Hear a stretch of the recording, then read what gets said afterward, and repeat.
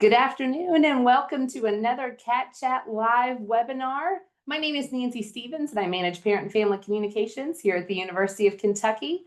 This is the very last webinar in our summer series. We know the Big Blue Move-In is coming soon, and so we're going to wrap up our summer series, but I hope that this has been a really good opportunity for you to learn more about the University of Kentucky and all of the resources that we have available to our students and families. So today's topic is campus safety, and with us, we've got a representative from the UK Police Department. I'm really excited for you to be able to hear from him and get more information about all of the ways that UK prioritizes the safety of our campus community. You'll get a chance to ask your questions after he's presented some good information to you, and so be thinking of those questions and be sure to use the Zoom Q&A feature to communicate with us today. You'll be able to see and review the questions that others are asking, and you can upvote ones that you have as well. Again, we do ask that you hold your questions until the end of the slides when we open it up for the Q&A. My colleague Kate's going to be behind the scenes putting links in the chat so that you'll be able to refer to all of the websites and other important information that will be shared today. If you have questions about any other topic related to the University of Kentucky that are maybe beyond the scope of today's Cat Chat Live, please email parents@uky.edu and you'll reach my colleagues in the Office of Family and Civic Engagement, and they'll make sure to connect you with the information that you're seeking about the University of Kentucky. Now, as I mentioned, this is the last webinar in our summer series, but we are already planning a few fall topics. They won't be as often as our summer series, but you'll see 1 to 2 webinars a month in the fall, starting with our Family Weekend preview coming up later in September. And I'm also talking to some other campus partners who are interested in doing webinars as well. So keep an eye on the Cat Chat family community for all of those additional dates and registration links and all that as they come.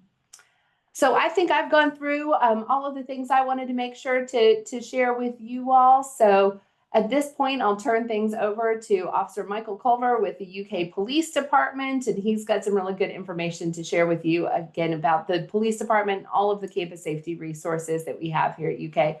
Officer Culver, thanks so much for being here with me. Awesome, Nancy. I appreciate you having me on this morning.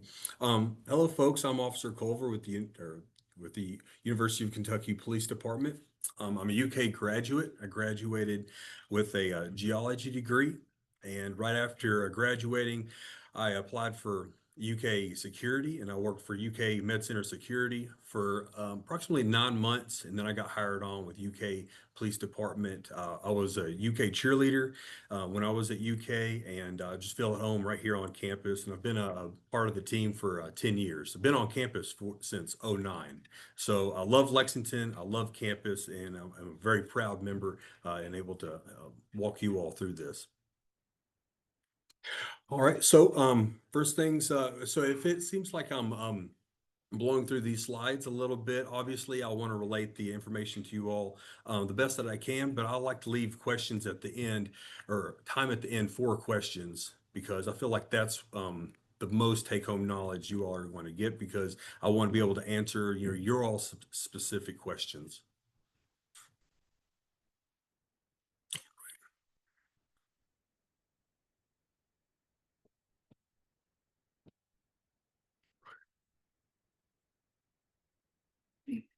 Okay, so just a real quick agency overview. We are a full turnkey police department, open 24/7, whether school's in session or not. We are on campus. We do have day officers and we have night officers. A funny story that I like to tell is whenever we take calls on patrol, from concerned parents or students, they'll get a hold of UK Police, and there for a second, if you're not familiar with this, they'll say, "I want to talk to the real police." And it takes a couple minutes, but I'm able to say, "Hey, we are a full-fledged police department, just like Lexington Lexington Police Department, but we're central and localized here on campus." So we have full police powers, I'll just leave it at full police powers.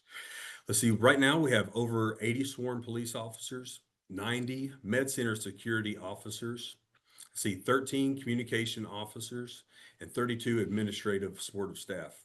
We're growing by the day into our med center security, med center officers, and within our department in general. As soon as you step into Lexington and onto campus, you'll notice that there's a lot of construction going on right now. And then that's just proof that our university is growing. And with a growing university, the police department has to grow as well to best serve you all. All right. Chief Monroe right there, he's swearing in 3 new officers of ours. And then I'd like to touch on some of our training and accreditation. All of our sworn officers, they go to DOCJT, Department of Criminal Justice Training in Richmond. And that's an 18-week process. And once they come back from DOCJT, we put them through another 12 to 16 weeks of on-the-road, one-on-one training with a senior officer. And once the recruit, they pass all of their tests and exam and interviews, we then, swear them in to act as an independent officer. Specialized training. So each year we have multiple trainings in de-escalation, obviously firearms training, technical training, driving training, legal updates. It's an ongoing process with continuing education. And, we take pride in that because we are in a learning environment and in a college atmosphere. So we want to continue, honing our skills and in being educated ourselves. So specialized training, again, we have a full-fledged canine department. I actually have our therapy dog, Hudson. He's running around here somewhere around the office, but we also have 4 bomb dogs. And you'll see those guys and gals active on special events such as basketball and football games. So, let's see.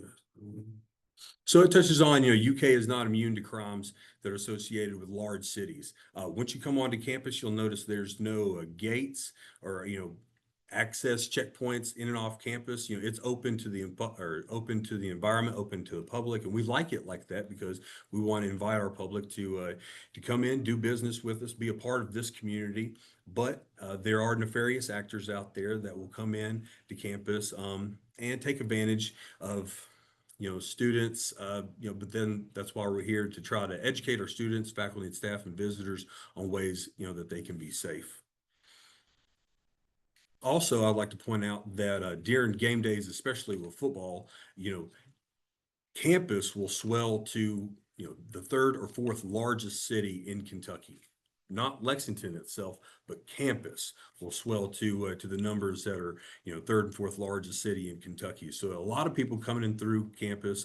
It's a fun time, especially during the fall, but also we want to state that, that it is a time to be vigilant and aware of your surroundings and take care, lock up your vehicles and all of that. So common crimes at UK, the first one that jumps to my mind after 6 years on patrol is just opportunistic theft.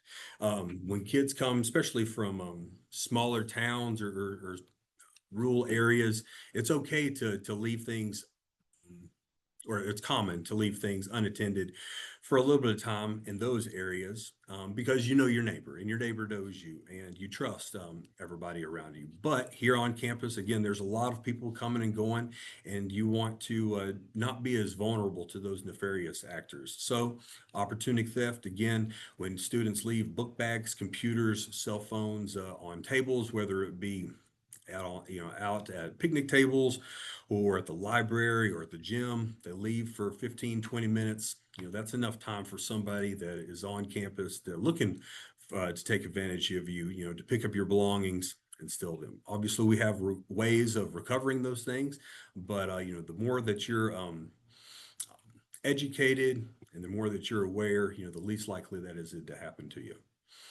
Bike theft, again, is another thing that not only is found on UK's campus, but that's an education campus, problem just in general. We like to say, the better the bike lock, or the heavier the bike lock, the better. So, the small wires on bike locks, Yeah, that's doesn't work as well in my experience. It's the big, thick metal U-locks. If you do have a bike that you want to keep, those U-locks, you can't beat them. And we have multiple places, safe places on campus, bike racks, well-lit areas that you can, rest assured that your bike is as safe as it can be when um, attached to the bike rack with a quality lock. Obviously, something else is don't leave book bags and personal belongings, high value belongings in your car, whether it's locked or not. Because as a student, I remember leaving my vehicle, for days or maybe even weeks.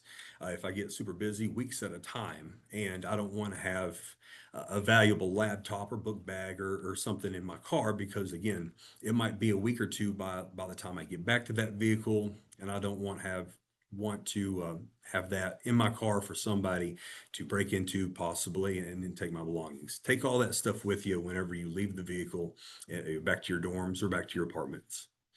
So big thing that we have here on campus is the Clery Act and Meanger Act. All that's saying that we do have a list of crimes that were your state and federally mandated to report, and all that information is available. Timely notifications. Let's see. So one thing, there is a couple things that we want to pass along is safety is a shared responsibility.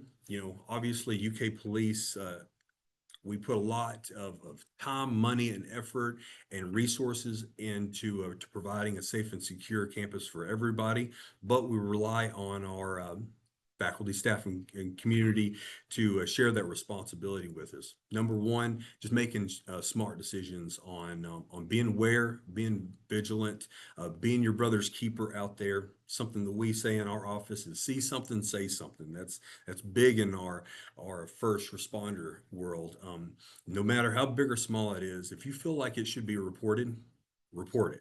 And we'll get into a couple different ways into reporting what you see and stuff that's out there that's concerning. One thing that I want to get into is the Safe Zone app. So Safe Zone is an app that we're incorporating as we speak onto campus. It used to be Live Safe if you've had a child come through UK before, but we've switched everything over to Safe Zone. And what you do is download on your Apple or Android device, set up an account, and there's tons of ways to report stuff very easily through that app. All right. This is what the Safe Zone app looks like once you download it and create an account. Obviously, you can, has big buttons for when you're maybe find yourself in an emergency. The easier it is to see something and you can press it. So the biggest button on there is for emergency. It'll come to UK Dispatch. The other one is if you need medical attention, and the other one, a non-emergency number. So you might ask yourself, well, why would I call the police if it's non-emergency? So let's say if it was a day of bad luck and we had our bike stolen, you would want to call that non-emergency. That way we can dispatch an officer out to you and they can take that report and hopefully help retrieve your bike.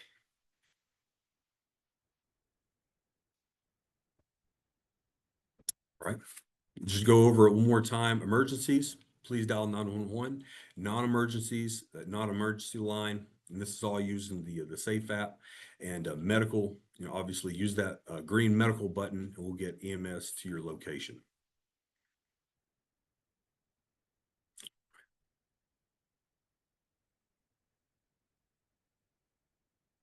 Some other things that the Safe app or Safe Zone can help you with is obviously tip reporting.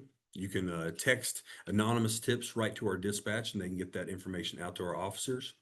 A check-in timer, this is one that some of my sisters have found to be best useful, is you can share your location with UK Police and say, hey, I'm going from the student center over to the library, and it should take me 20 minutes to walk there. Set a timer, and if you are not at the library in 20 minutes, UKPD will communicate with you. Just make sure that you're okay. Obviously, mental health is a big thing that we want to offer resources to on campus, and it has a well-being section in the app, and it lists important resources for your mental health, the counseling center, and different resources around campus that you can find help with that. So what it looks like again, that QR code. Also want to say, if you want to ever find this information down the road, you could always go to our website. Our website is police.uky.edu, and all of this information is on our website.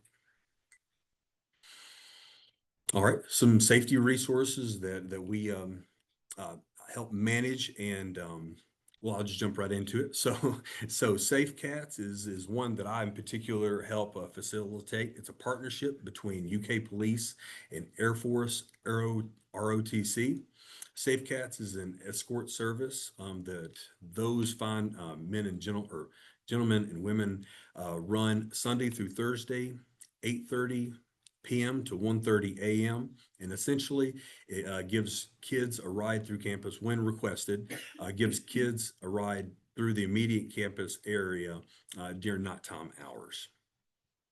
Cat's Path. So whenever you're walking through campus, you'll see our blue towers. You'll see most of the sidewalks that are well lit, almost overly lit, and our blue paw prints. That's part of the Cat's Path. So those are recommended walking routes that we want our students, faculty, and staff to predominantly use walking around campus, especially during the night, because we do assign officers to patrol those areas a little bit more than other parts of campus, because we know that those are our footpaths, our heavy used footpaths, if you will, for foot travel. Obviously, the campus bus service as well.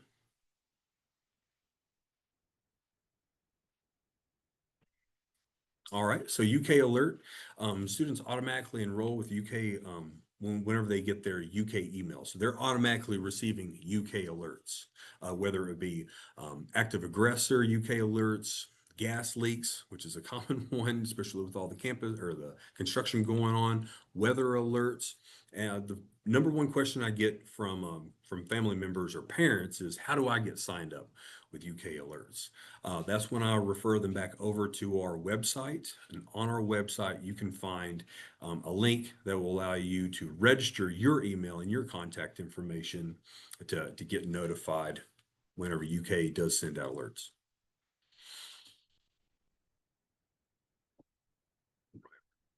So we like to encourage our community to get involved with UK Police anytime that they can. Again, another one that I'm super passionate about is our Citizens Police Academy. And what that is it's a course ran 10 nights a week, or I'm sorry, 10 nights through the course of a semester, and we'll hold one CPA class in the fall, one in the spring, and it usually meets every night or every Monday night from 6 p.m. to 8 p.m. We provide you free parking, a free, very, very good dinner, and 2 hours of education on what UK Police is, what we're doing, and how we do it. So each night is a different unit or a different aspect of policing here on campus. That way, through the 10-week or 11-week course, you get to know, exactly, you get an in-depth knowledge on what UK or who UK Police are, and what they're doing and why they do it, and really get to know us, because each night is a different officer or commander teaching their skill set or their unit. STAR is an all-female oriented self-defense class, and there's usually 1 to 2 courses ran in the fall and 1 to 2 courses ran in the spring. We do offer ride-alongs. That's coordinated again through our website, and really, especially our new criminal justice majors and minors to get involved with ride-along. That way, they can have however long they want to ride around on patrol to get a first point of view vision of what UK Police, what we see out there on the streets, and what the officer's thinking as he rides around in this car on patrol. And active aggressor training is another presentation that I give. And what that is, it teaches the basis of run, hide, fight, and different tips and tricks on how to buy yourself the most survivability as you can, if an active aggressor event does occur. How to contact us, obviously the 911. See, the 859-257 UKPD would be the non-emergency number. Pound UKPD for cell phones, and through the Safe Zone app, there's we've covered different ways on contact us through that app as well. My favorite part, the questions. All right, thanks for sharing that good information. We have had a few questions already start to come in, and would encourage others to go ahead and start using that Zoom Q&A feature to drop their questions in now. So we'll just take the few that we've gotten already. The first one that came in very early on as you were presenting, ask if you carry a gun. Yeah, we do carry firearms. Again, it goes along with being certified by the state of Kentucky to be a law enforcement officer. We do carry firearms. We're the only licensed people to carry firearms on campus, and we like it that way. Yep, that answered that question. And we have sufficient training. I'll just go in a little bit. We have sufficient training throughout the course of a year on how to correctly deploy those if need be. All right. So then our next question says, what's being done with the homeless people, and are there any reports of them attacking students? So you mentioned being in an urban environment earlier, so I think that speaks to that a little bit. Yeah, so homeless, the homeless population, I wouldn't say, in my personal opinion, being on campus Monday through Friday, 40 to 60 hours a week, on the immediate campus area, they're really not prevalent. I don't feel like. Now, once you get outside of campus, I feel like that's where some of the most population would be of displaced individuals. Predominantly, I guess, would be North Campus, closer to the downtown area. How we're trained to interact with those individuals and how to enforce any kind of actions that we need to is obviously when we see an individual that may look like they're displaced or need some assistance, we'll interact with that individual, and we like to keep them in the public areas where by the Constitution they're allowed to be. And if they're in any of our buildings, obviously we'll make for sure that they have valid and active business within the university, and that's how we manage it. In terms of homeless or displaced individuals attacking students, again, one doesn't jump to my mind. I mean, I feel like it's because how we enforce and we control it the way that we do. So. Yeah, this question also came up in one of the student panels that I facilitated during orientation, and all of the students on the panel that day shared that they have not, seen displaced folks on campus, that they don't feel unsafe. Accordingly, I think to your point, if something were to happen, would encourage folks to reach out and say something and let you all determine the best course of action from there. All right. When you said that would be a great time or a great use for the Safe Zone app is to submit tips. If a student, faculty, staff, visitor sees something that doesn't fit their surroundings or doesn't seem quite right, use that submit tip function, and that way an officer is immediately made aware of it and we can address it immediately, and it doesn't become a bigger issue than what it needed to be. Yeah, great point. All right, so David's asking about recommended security for any valuables in the residence hall. So laptops, money, jewelry, musical instruments. Do you have recommendations for how students can secure their belongings in the residence halls? Yeah, so again, I was in college 2 years at Union College. It's a small private college in Southeast Kentucky, and then I was an off-campus student here in Lexington. And both times, whenever I was in the dorms at Union and had my own apartment here at UK, I always had a personal safe, and that way I could lock valuables up. I had the keys on my keychain, and that way, if I didn't trust my roommate, or if my roommate had people over that I didn't know or I wasn't aware of, that way, it would be a little awkward for them to have a 4 foot by 4 foot safe in their pocket walking out. But it was a way that just had give me a little insurance. Number one thing, again, if you don't need them, leave them. Um, I wouldn't. I'm trying to think of the best way to put this. Um, Only bring the essentials to college. Don't bring any family heirlooms if you don't have to college. They're going to be safest at home, wherever that may be. Again, I'm a big proponent of having your own little safe, wherever it might be, an apartment or a dorm. Obviously, don't keep them in the vehicle at any part of time whenever you're away from your vehicle. Um, but that's, can you think of anything else, Mandy or Nancy? Now, I've definitely heard students talk about having, a safe, something that they can hide away in their residence halls. And, obviously you don't want it to be out and visible. So especially if it's small, like you would Mhm, need in a residence hall, you don't want it to be seen where somebody can, cart it off and, mhm. try to get in it at some other point. All right. So Samantha's asking a question kind of about our some of our emergency crisis planning. She's asking about protocol in terms of security if we were to experience another lockdown, such as the pandemic, or worse, like a grid blackout. So maybe you could speak more broadly Ooh. to UK's emergency planning. Well, I feel like that would be a phenomenal question for her to ask if she were ever in our Citizens Police Academy. Obviously, we have our our CMP, crisis management preparedness team. They do a whole night on what happens in the event of if another COVID goes down or a campus-wide blackout. That would be a phenomenal question for them, because they're specialists in handling stuff like that. A campus-wide blackout, again, I've been a part of UK's community since '09, and I can't remember a campus-wide blackout. That would be a major event that I would definitely remember. Obviously, we've only had one COVID, thank goodness, and I feel like campus and in our community weathered that storm very, very well. Um, yeah, that's a great question. Again, that's a good invitation point for her to come out to a C or CPA.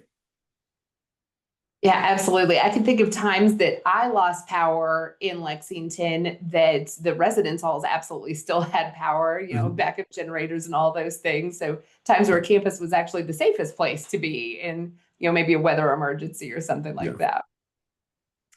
All right. So Robert's question, he's saying, are parents able to log into the Safe Zone app to get updates on campus issues, or is this only compatible with email addresses registered to students?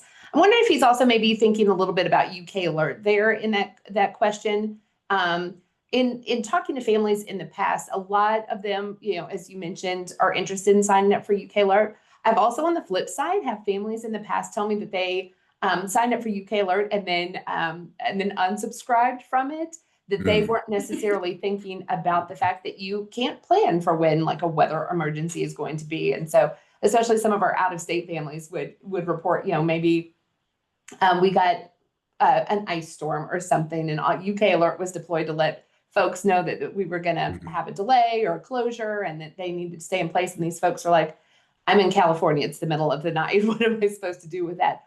Or I think families would, kind of panic because, UK alerts set them on edge, and then they'd start calling their students. And in a lot of cases, they would, tell stories like, oh, my student said that they already knew about that because they too get UK alert. Or, uh, you know, more, I've even heard stories of families kind of panicking because they couldn't reach their student. And the student later was like, yeah, I got the UK alert. I turned off my alarm and I went back to sleep. Or I was in the Mhm. shower and that's why I missed your call. So I think sometimes families need to think through, are you prepared to get a call or a text at all hours?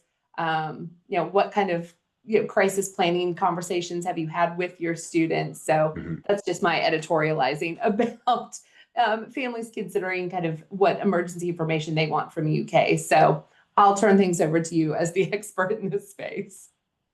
No, that's spot on. When parents when they sign up for UK alerts, they get them, and it could be something as mundane as a gas leak, and those are fairly common. Not so much common anymore than they were when I was a student, but they're common up to a tornado watch or a tornado warning is what we don't get too many of, thank goodness. But right now, just to answer the immediate question, yeah. So students, if they sign up with Safe Zone, they get the My UK alerts through Safe Zone and My UK. Parents, they won't be able to sign on with Safe Zone. They'll just be able to get the My UK alerts through My UK. Yep, and Kate put the website for parents to sign up for UK Mhm. alerts there in the chat, so folks can see that. All right, we've got a couple of folks asking if students can carry mace or pepper spray on on campus and in classrooms. Yeah, so mace and pepper spray, they're okay to carry. Obviously, we want you to be responsible with them whenever you have them or keep them. We cover those in our CPA course and in our STAR course on how there's a lot of different options out there. There's a lot of different ways to deploy them, to carry them, whether it be in your purse or on your keychain or in your pockets. And I want to extend that invitation to CPA and our STAR classes, but to stay on topic, yeah. So those are permittable on campus. Just be smart with them.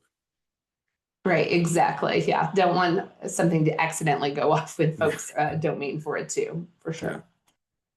So we've taken care of all of our open questions. So we'd invite families to be thinking of what other questions you have. But I'm always curious when we talk to students about safety resources, and I'm in the classroom teaching a section of our UK 101 class. So seeing students, particularly in their first year, first semester, and I think stereotypically teenagers, young adults at this age think that nothing bad's ever going to happen to them, that they're invincible, that these things happen to other people. So do you have any thoughts or advice from your interactions with students on, how we get students to really take their safety seriously, to, embrace their role in, helping create a safe community for themselves and others, and to actually use the resources? Yeah, so that's a great question, great point. Whether you're from Lexington, live right next to UK's campus, or you're from California and you're thousands of miles from home, this is the biggest step in adulthood that you've probably took yet. Becoming an adult or a young professional, there's a lot of responsibilities that come along with that, and your safety is one of those responsibilities. You can be your own best advocate. You can be your own best service in terms of being aware, hanging out with the right kind of people, and using those services, that laundry list of services that both UK and UK police, provide. Use them. And I promise, not only will you find them helpful, but you'll probably learn something from those services, and exactly where to go and when you need them. So keep us on speed dial, UK Police, and we would be more than welcome to help you stay safe on campus. But again, it's your own first responsibility in order to take care of your own safety. But again, we're right there. Another question that I have gotten a lot over the years from parents and families is trying to understand how UK communicates when issues do happen. I'm going to sidetrack here for a little bit. I think sometimes families see, the strength of the police force, how many officers you have, and how extensive the resources are, and they're thinking, hopefully it's providing them some comfort, but it's also sometimes wait, does that mean that there's a huge need here? And so, I really appreciate how proactive and preventative UK police really is. And that's why a lot of those things exist. But sometimes, obviously things are going to happen. And so families sometimes are asking questions about, well, why didn't I get a UK alert about that? And so we try to help them understand when a UK alert's deployed versus when something like a campus crime bulletin might be issued. So if you could speak to that, that would be helpful. Yeah, so in my experience, whenever a similar question would be asked, jurisdiction has a lot to play with it. Just because it's vaguely considered part of campus, by definition in jurisdiction, it's not part of campus. So we don't want to include that in our crime statistics. Let's see, a lot, something might happen on an apartment complex that runs along West Maxwell, if you're familiar with North Campus. One side of West Maxwell Street is student housing, non-UK affiliated apartments. And then the other side is, well, that's Memorial Coliseum. That's definitely our jurisdiction. Again, we only want to report things that happen in our community on our jurisdiction. And let's see if Manny's trying to tell me some things. No, but yeah, that's how I best answer that question. Yeah, and am I correct that UK alert is immediate action needed? So again, something like don't come to campus because there's a weather closure. I also try to warn the students that that doesn't happen very often. So, they can really hope for a snow day, but it's not going to be as common as maybe they would like. So immediate action, take shelter, don't come to campus, immediate action. And then campus crime bulletin is again where you all are looking more for trends that are happening on campus and things like that. So that's how I've always kind of tried to keep them straight in my head. Is that accurate? Yes, ma'am. Okay, good deal. All right, David's asking a follow-up question he had asked before about securing the valuables in the residence halls. He said, are there any lockers available near or around residence halls, dorms, like homes that can be locked? I looked this up the other day when I got a similar question, and I think the parent who had emailed me was asking specifically about a place that her son could store golf clubs. And so I was able to find lockers on campus, places like W.T. Young Library, the gyms, things like that, but nothing that would store golf clubs. So I don't know what kind of size items David is talking about, but don't know if you have any other information there beyond my Google search the other day. Yeah, I'm not, unless something has just come on board and I haven't known or haven't found out about it or been made aware. I don't think anything that would fit golf clubs in the lockers in our gyms, alumni. Let's see, Move Well, that's for employees. Johnson Center, the Lancaster Aquatic Center. Those are your standard, real quick in and out lockers that might be, 4 foot by 4 foot, 3 foot by 2 foot kind of lockers just for the essentials. And again, those are only available when you're in the facility using the facility. They're not overnight lockers. So I would have to leave it at that. Yeah, and David clarified that he's talking about a violin. So in that case, I would recommend reaching out to the College of Fine Arts and seeing what they have available for their students. They're, because that's a specific need that they deal with more often. They might have some other resources. If not them, then it was hard to tell on the William T. Young Library website, but it sounded like students could have lockers there for a little bit extended stretches of time. So that might be another resource to look at there as well. All right. One of the other things that I think it would be helpful for families to know is how when they're here for move-in, students, day in and day out, how they'll see UK police on campus. Again, I think sometimes folks are really comforted when they see you all out and about a lot. And then sometimes I think the anxious part that lives in every parent or family member's brain is like, oh, then there must be something going on. So again, how will folks see you all, and what kind of relationship do you all strive to build with the campus community? Yeah, so we do have a large presence on campus, but I feel like it's a pleasantly large presence on campus. You'll see our patrol vehicles, nighttime, daytimes. We drive large Tahoes they're usually black Tahoes that have UK police down the side. You'll see us out on foot. You'll see us on bike. You'll see us in golf carts, and you'll see us in the student center. Me in particular, me and my co-partner. Brandon White, we have our own little community service office in the student center. It's right between the PNC Bank and the pretzel shop. So if you're looking for us and you're in the student center, just smell for the pretzels and you'll run right into our office. And it's open through business hours. Whenever the student center is open, one of us should be in there, if not both of us. And I want to extend an invitation to everybody. If you have questions, concerns, just want to chat, need advice, because I was a student for a long time, come in and we'll definitely have those conversations. I'm happy to have them. I've had sisters come and go and graduate through UK.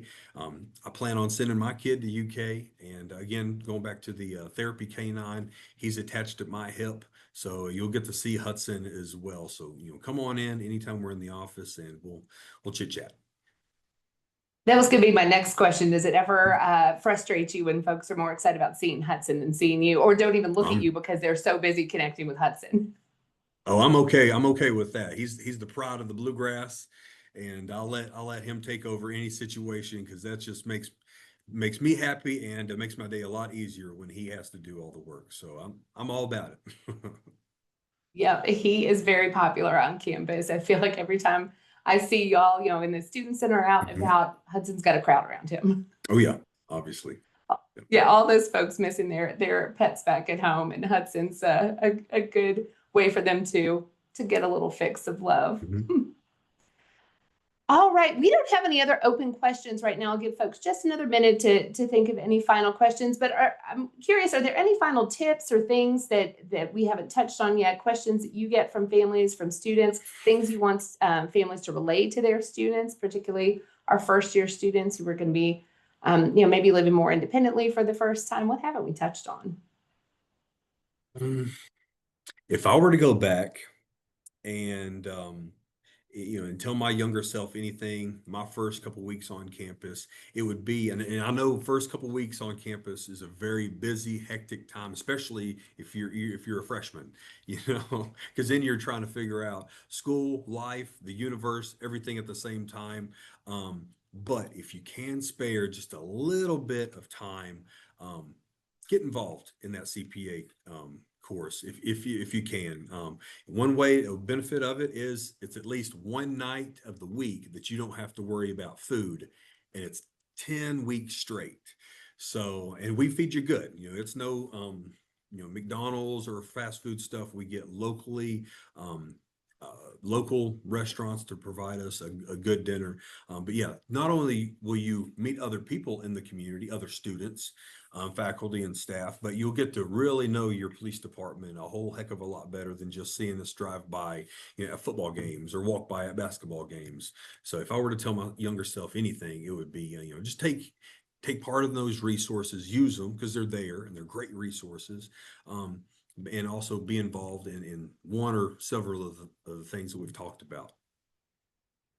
Yeah, I've had some student leaders tell me about their experience with the Citizens Police Academy. Some of them were orientation leaders, some were for resident assistants, some were just students who saw it advertised or came along with a friend who was in one of those positions on campus. And yeah, they talked about the food. Then they also talked about how that it changed their relationship with UK Police. Not that they'd had a bad relationship, but I think their initial inclination was to see you all as these like stern authority figures, and then getting to spend time with you all, realizing how deeply you all care and are invested in students being safe and having a good experience on campus. So yeah, I've heard good things about that Citizens Police Academy from current students. And that you spoke on it a little bit, and it just touches on our whole basis of community policing. That's what type of policing that we're involved in here. Community policing, there's a lot of dialogue, and there has to be, for this to be successful, has to be a lot of dialogue between, the police department and the university in the community. So that's how it's successful for both us and them. So we love to talk, and we like to promote that. Absolutely. Had one more question come in. You had touched briefly on STAR classes earlier, and they're asking for clarification on how often they are available. And as I recall, they're often available very early on in the semester. I know whenever I see those dates, I put them in the Cat Chat family community to share with parents and families so that they can encourage their students to sign up. But how often are those STAR classes available? Let's see. Mandy knows a little bit about STAR classes. Yeah. Okay, so STAR classes, pen and paper, will be September 17th, 18th, and 19th. One more time. September 17th, 18th, and 19th. Registration opens soon. All right, that's good to know. And as I see that information, I'll make sure parents and families are aware so that they can encourage their students to look into that as well. Awesome. All right. Well, Officer Colville, thank you so much for all of this good information. And again, hopefully it leaves families feeling a sense of comfort that UK is prioritizing the health and safety of their students, that we are all trying to contribute to a safer, healthier campus community. And I certainly would encourage folks to follow up with UK Police directly if you have questions or concerns. I know they've always been very available to talk to students and parents and families. As always, if you have any additional questions about the university, you can reach out to parents at uky.edu and we'll get you connected as well. So we look forward to seeing all of our parents and families, and certainly our students at Big Blue Move-In coming up soon. We're here to support you throughout that transition. We know it's a big one for our students and for families as well. Thank you again, Officer Culver. Have a great rest of your day and good luck with all of the back to school preparations that I know you all are doing, including the excitement of moving to a new facility for the police department. And again, parents and families, we're thinking of you and the transition that you're supporting your student through, and don't hesitate to reach out if we can ever be assistance to you or your students. Thanks so much, everyone, and have a great rest of your day. Bye all.